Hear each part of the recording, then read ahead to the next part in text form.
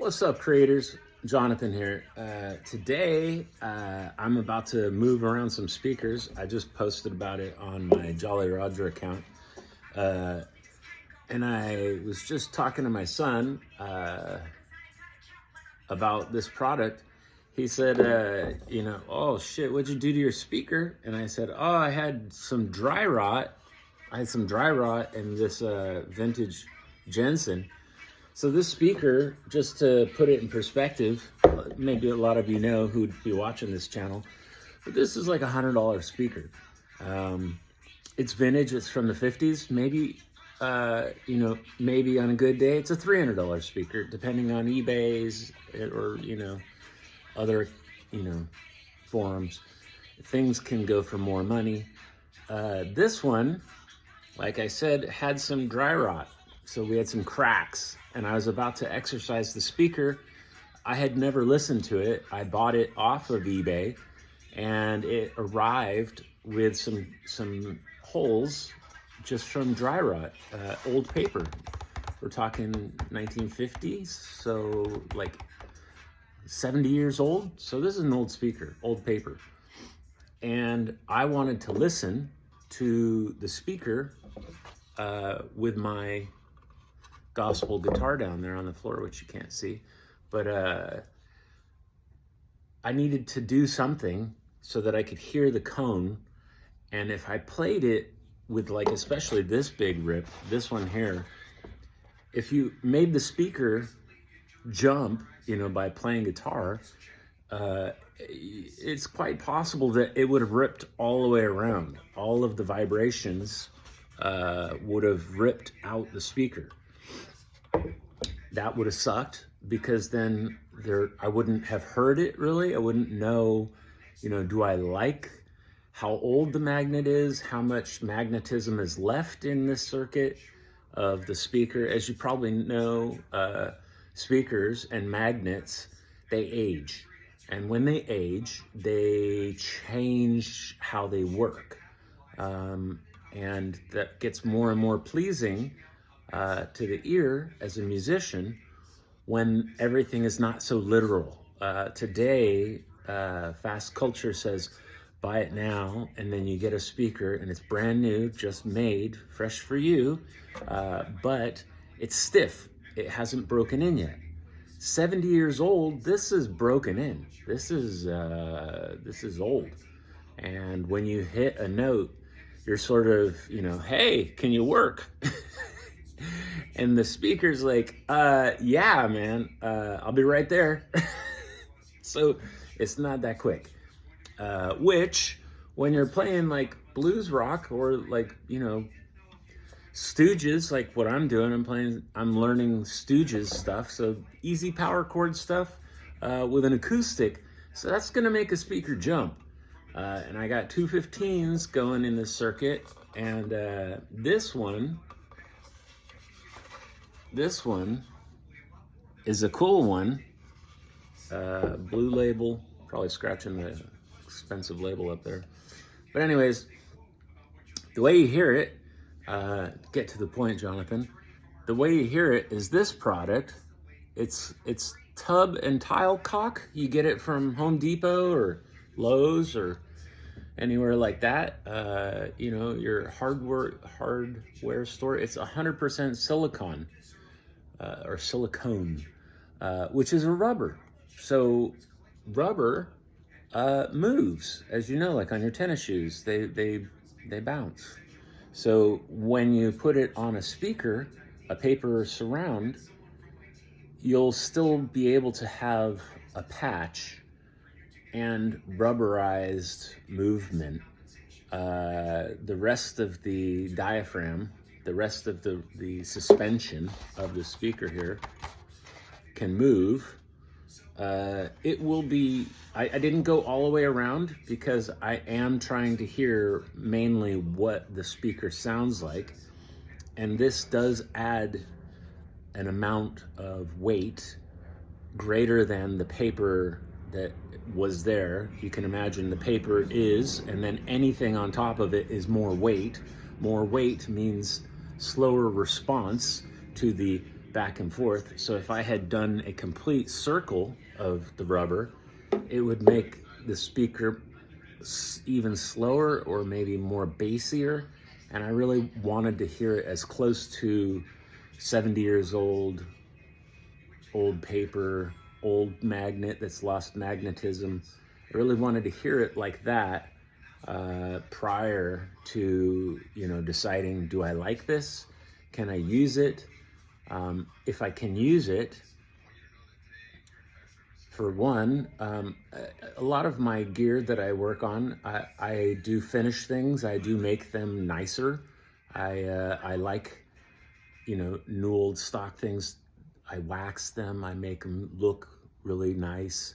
I do care about aesthetics.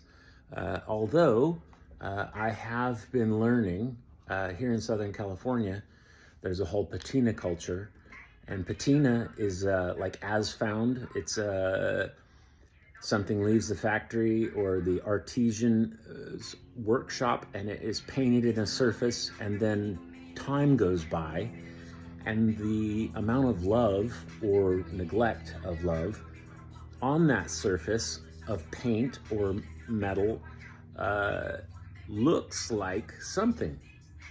So we call that decay or that corrosion, we call that a patina. And I'm sure that's a butcherized definition of patina, although it is a definition, my definition. So this caulk silicone kitchen bath projects, it's gonna work for my drip. This is gonna be good. I'm gonna be happy with this. Yeah, it looks ghetto, but it's a patina to me, and I'm really not that. Sound is first, sonics comes first, the box check. Sonics first, patina or perfection, like I like perfection. So perfection, what would that be? That would be send this thing out and get it reconed. Reconing changes the sound. The paper isn't going to be the same. It's going to be new, crisp paper. That's going to have a different sound. It'll be probably close. But will it be the same ribbing? Will it be the same suspension? Will it be all the same? No, it won't. It won't be the same. It's never the same. So can I use this? Yeah, I can use it. It worked all week. I played power chords through this and another Jensen speaker, and the pair are going to get utilized into, I'm going to move them out of the cabinet that it was in, and I'm moving it into speaker cabinets that I'm hoping they'll live for a longer amount of time. I don't get a lot of, well, I do enjoy playing with this stuff, but the highest goal is to reach some kind of level of satisfaction, install the speaker into said satisfaction or satisfactory cabinet, and then play with it for a long time. The goal here is to play and not to just keep moving gear around from circuit to circuit, output transformer in this amp or speaker in that amp or cabinet changes. All these changes take time away from playing. So also sending this out to get reconed would be, a month, 2 months, 3 months, who knows? Sometimes honestly, I've sent out speakers to be reconed and I've never seen them again. So sometimes, and I'm being nice right now, but we're talking, over a dozen speakers have left my hands, gone into speaker reconers' hands, and somehow didn't make it back to me. So that's enough of that cry. Sending speakers that you like out to get reconed when you don't need to, because of aesthetics, because I don't like ghetto rings. I don't like these rubberized patches. If you're okay, like me, as I'm getting older, I'm getting patchy, you get some dents and dings and you say, well, I still like me. This speaker, it's older than me, just barely. Anyways, I like it. I'm going to use it because it does what I want it to do. And I don't need to send it out to get cosmetic surgery. I don't necessarily need cosmetic surgery. I like this. So I'm going to rock it like this. And I just wanted to share with y'all. This product is made by GE. Thank you, GE. But there are others. That's so funny that it's an electronics company or electrical company, General Electric, and they made rubberized materials. I love it when companies that I like diversify and get out of copper and capacitors and transformers, and they get into rubber. It's nice. I like rubber. Or silicone. Anywho, oh, that's funny. They got there's other silicone cosmetic stuff. I'm not going into that for now. I'm making myself laugh. Anyways, I am considering, just because this is going into a cabinet and I'm hoping to not stare at the rubberized white behind the black grill cloth. It's not supposed to, it's supposed to blend in. So I may do some Sharpie or something. I don't know. I might do something to make it, mute it, to camouflage it, to do something to just, make it not so bloody obvious that there's this white rubber silicone on here. But I wouldn't do the whole ring because like I said, I don't want to change the sound. I would just be trying to colorize the rubberized. Anyways, I think that's enough. I think I covered the topic. This stuff's like $2 and it's a way to save a speaker. Oh, and this is kind of key also. You can see that it's not goopy.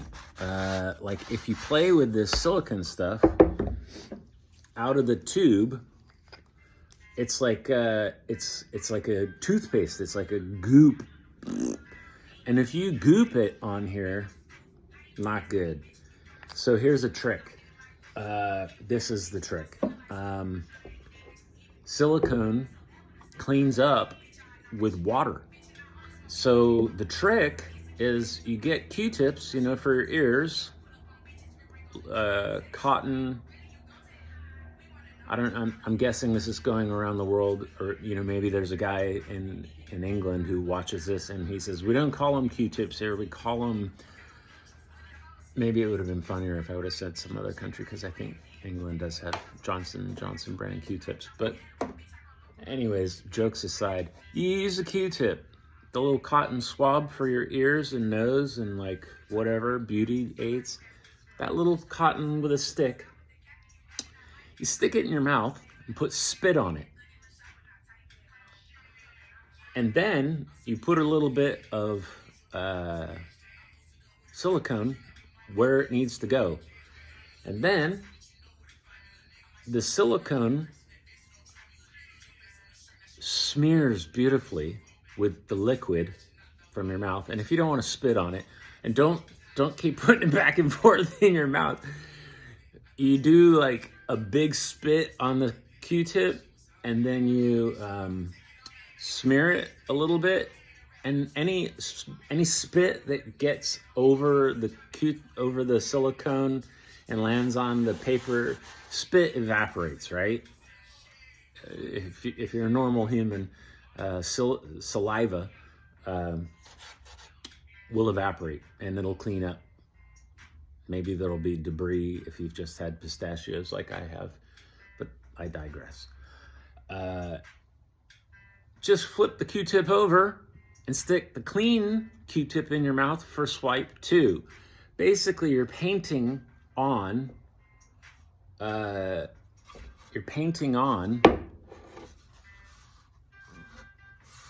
silicone so that it's a thin layer.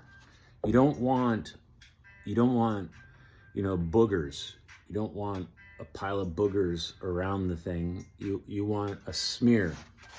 So basically just using a Q-tip, spit on it, or you could use water, I guess. Water would work too if you get a little cup and put water and then, you know, use it to brush it. So that's it, that's the trick. Silicone straight on there will make a big mess, like toothpaste, like if you're sticking toothpaste. But you'd probably want to smear that out, right? So the trick is water. It cleans up with water. Use something that you can. I use the Q-tip because the cotton will remove some of it. You can always apply more, but you kind of don't want too much. So it's like a balance where you're like laying it on and pulling it off if there's too much. So like I got my whole area here covered, and I even go on the back side, same thing, spit a little bit on the back side, and you're just trying to do, you know, a sandwich of thin and not, you know, not a big booger on each side, because that's gonna make the speaker as it's going, it'll cause oscillations in the cone. I don't know if you're gonna hear that. It's just psychologically something you wouldn't want to do, because I've seen sometimes they put sand on speakers and then you can see how they move. You can see the oscillations on cabinets. So these things, they do vibrate. They do make things move. And if you make a circle off balance, then it's going to create oscillations. That might cause the cone, the center part that moves in and out of the magnet, that may cause rubbing. I don't know. I'm just saying it's better to be thin. And if you're thin, then everything's better. All right, I think that's enough chat. I am gonna be putting this into a 215 cabinet with another Alnico 15. This one's a ceramic. I found that I liked another ceramic, or pardon me, an Alnico P15Q. That was my favorite of the two vintage Jensens. And I'm gonna use that in a 115 cabinet. I'm gonna move this one and another heavy duty Alnico into the 215, because the amplifier that's going to drive that cabinet is going to be closer to 20 watts. It was a 50 watt amp. I'm not complete with it. It's built. I'm just going to change it from 6L6s to 6V6s so that it's less power. And I'm going to make a combination. This is for an acoustic amplifier or acoustic guitar, and I have an acoustic bass. So I was looking for an acoustic guitar and bass rigs. So I needed bass heavy speakers and then another 15 that would be bouncing more for lead guitar or lead acoustic guitar. So yeah, chatting for a long ass time about this, but it sort of helps me. I get to watch these back and I get to learn what it is I'm doing, and I know it's possibly considered vain, but I do watch my own videos back because they do remind me of my thoughts of what it is I'm doing, and then it helps me go, oh yeah, I'm working on that project, I should finish that up. And then when I finish it up, I go, oh good, I'm glad I left that digital note chatting with myself telling me, hey, remember you gotta put that thing back together. Not like I don't see it over there, but you know what I'm saying. All right, we're almost at 20 minutes, and that was my goal, was to chat at you for 20 minutes so that I had a cool upload. All right, creators, Jonathan here, we're gonna put this up on YouTube. I just uploaded some pictures of this on my Jolly69 Roger account for Instagram. I also have mill.hill.sonic.designs. So that's another account. And then Avatar Manifesto, that's 3 accounts. And then this Jonathan 3400 account. This is my YouTube. Please like and subscribe. I know you're supposed to say that at the beginning, and I did make notes that I would say that in this video, and I'm now realizing it was supposed to be said at the beginning. Yeah, I was happy to just be getting going and chatting. But anyways, that's the trick. Spit on Q-tips, smear the silicone, save shipping costs. Shipping a speaker also, oh my God, that's today shipping in the United States of America. To ship this from Southern California to Southern California is like $100. The Recone cost is like $100, probably more. So you start with like a speaker that I think I paid $100 for this speaker. And then if I had to pay, and that's shipping, that's only one way. I'd have to pay for the speaker to come back, assuming that the guy takes my phone call when I call and say, hey, is it done? I paid you. I sent you a dope speaker and I paid you. Did you pay your cell phone bill? Or are you actually going to answer the phone and send me back my speaker and charge me shipping when it comes back? So that would be 2 times shipping. So to get a speaker cone today, this is 2023, you start with a $100 speaker, maybe a $200, $300 speaker. I don't know if you go on eBay and try and find a 1950s Jensen 15-inch speaker. On a good day, 100. On a excited day, maybe 200, 300. I don't know. I guess that's the market. So we'll call it market conditions. Who knows? But then you got 200 in shipping, 100 in Recone, and the 100 in Recone is more like my brain saying really probably 150. So by using, let's call it out the door tax and everything, $5 for this product, it's $5 versus 2 shippings and a Recone. That's another $350 to hear a speaker. If you get a little hole, you might want to try the $5 thing and go, do I even like this speaker?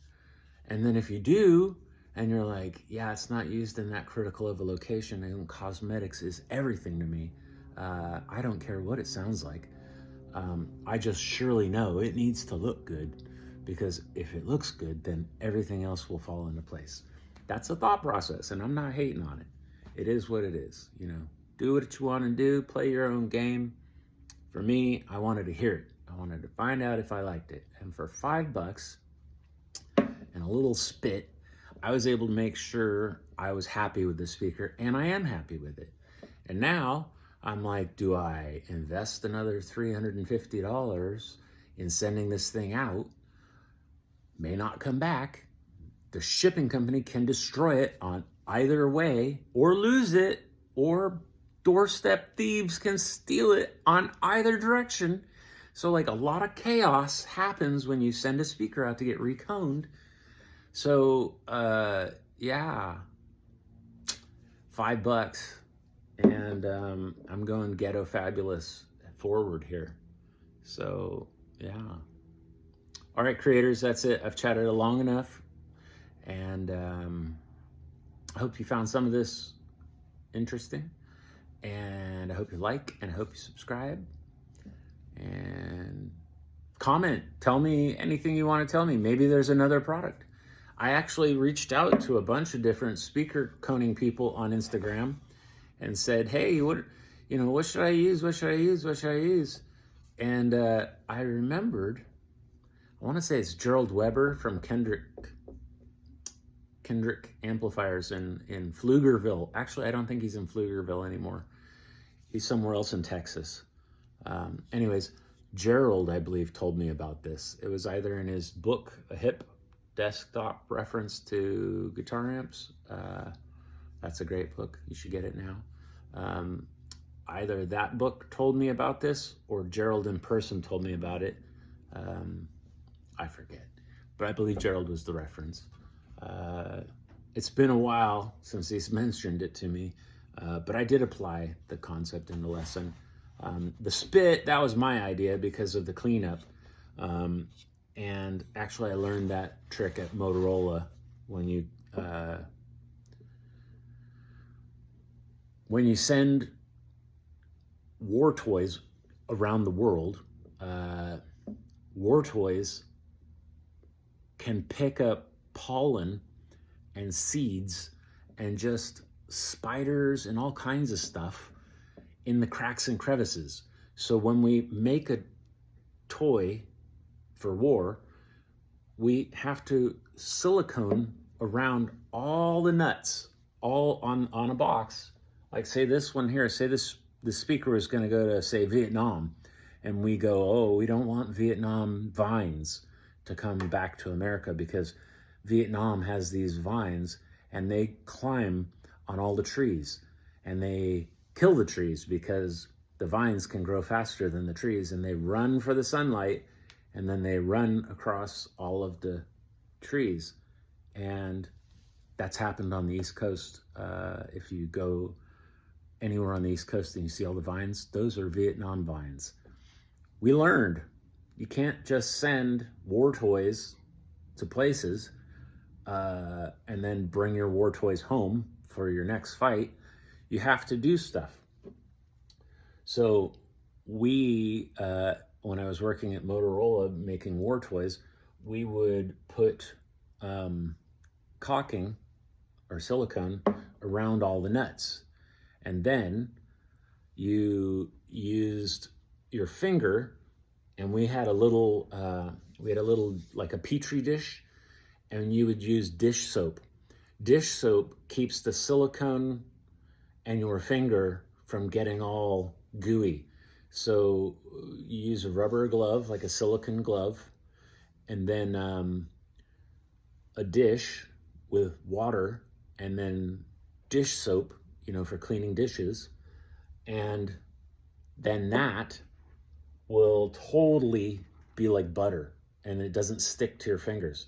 So then you make this perfect little encapsulation, like an M&M coating, over the tops of all of the nuts, bolts, and washers that are on the outside of something. And then before you put it on the plane to bring it back, you have to wash everything. So they power wash. And before planes leave a foreign country, you have to pressure wash the whole plane and all the contents that's going into it, because we don't want debris from other places on the globe coming back to our place on the globe, because here in California it's the desert, and that might be the perfect location for spores to grow from, I don't know, wherever. Spores, seeds, bugs, all that shit. It gets on your stuff and you don't even notice it. So before you bring your toys home, you got to wash them. And that's where I really learned the trick of silicone and whatnot. The application of it on a speaker, that was something Gerald had told me from Kendrick Amplifiers. But using it in my professional life, I learned how to apply it cleaner. I do want to say I fixed a speaker prior to learning that, and it was a goopy thing, and it was messy, and I kind of thought, oh, this doesn't work. And then I learned how to apply it, and that's the lesson I'm really here trying to share with you today. Holy shit, we're almost at 30 minutes. I'm gonna stop now. All right, creators, keep working, keep trying, keep making shit, and work smarter, and yeah, have fun. Play. All right.